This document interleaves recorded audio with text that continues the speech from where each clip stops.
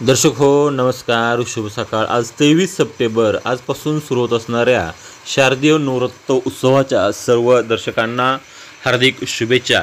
दर्शक आज 23 September रोजीची Ujani update पाहत असताना आपल्याला महत्त्वाची बातमी मिळते की पाठीमागच्या 24 तासापासून उजनी धरणामधला विसर्ग हा 2 वेळा कमी जास्त करण्यात आलेला आहे। त्यामध्ये 2 वेळा कमी करण्यात आला आणि पुन्हा 2 वेळा त्यामध्ये वाढ करण्यात आलेली आहे। तेव्हा आता नेमकीची अपडेट काय आहे, आज 6ची अपडेट काय आहे ते आपण या व्हिडिओच्या माध्यमातून पाहणार आहोत। आज सकाळची जर आपण दौंडची आवक पाहिली तर ती दौंडची आवक 13,493 क्युसेक्स इतकी आहे आणि उजनीचा एकूण पाणीसाठा हा 121.80 TMC झाला असून उपयुक्त पाणीसाठा हा 58.15 TM झाला असून टक्केवारीमध्ये धरण हे 108.53% इतके भरले। पावसाचा जोर सातत्याने या ठिकाणी वाढतोय। पुणे शहरामध्ये कालपासून या ठिकाणी पाऊस पडायला सुरुवात झाली आहे आणि सोलापूर जिल्ह्यामध्ये तर पावसानं धुमाकूळ घातल्याचे चित्र पाहायला मिळते। कधी नव्हे ते सीना नदीला यावर्षी मोठ्या प्रमाणावरती पूर आला असून तिथल्या लोकांचं सुद्धा स्थलांतर करण्याच्या प्रशासनाच्या जय्यत तयारी या ठिकाणी सुरू आहे। भीमा नदीला पूर आल्यानंतर आता सीना नदीला पूरस्थिती या ठिकाणी निर्माण झाली आहे।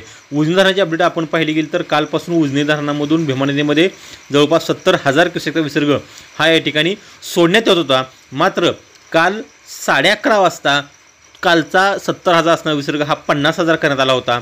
नंतर काल दुपारी 1:30 वाजता तो 30,000 क्युसेक इतका करण्यात आला। मात्र काल रात्री सायंकाळी 8:30 वाजल्यापासून त्यामध्ये पुन्हा वाढ करण्यात आली आणि तो 30,000 असणारा विसर्ग हा 40,000 करण्यात आला आणि रात्री 1:30 वाजता रात्री 10:30 वाजता पुन्हा त्या 40,000 विसर्गामध्ये वाढ करण्यात येऊन तो आता 50,000 क्युसेक्सनं भीमा नदीमध्ये हा विसर्ग या ठिकाणी सोडला जातोय। त्याच पद्धतीने वीज निर्मितीसाठी 1600 क्युसेकचा विसर्ग सुरू आहे।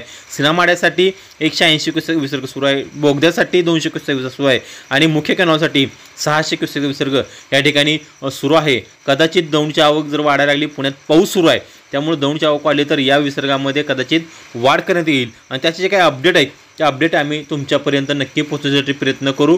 त्यासाठी आपलं चॅनल हे लाईक करा, शेअर करा आणि नेहमीप्रमाणे सबस्क्राईब करा।